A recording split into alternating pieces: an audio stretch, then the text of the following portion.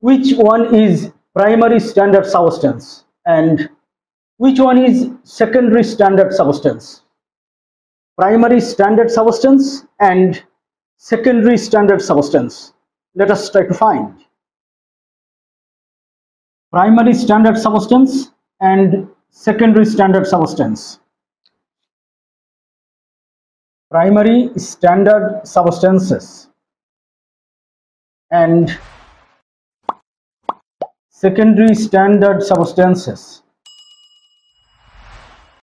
The substance, primary standard substance, the substance that can be prepared pure, that is very much stable, do not react with air and water. The substance that is not harmful for weighing balance.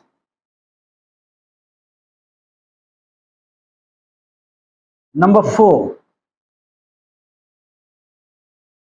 concentration of the primary standard substance remains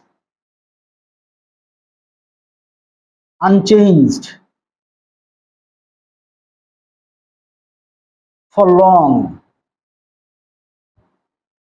These 4 points, the substance that can be prepared pure, the substance that is stable, not reactive to air and water, not harmful for weighing balance, concentration of the solution of that substance remains unchanged for long.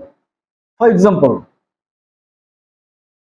sodium carbonate, sodium thiosulfate, oxalic acid, potassium dichromate, potassium chlorate, etc. These are primary standard substances. Secondary standard substances, the substance that is devoid of any of the properties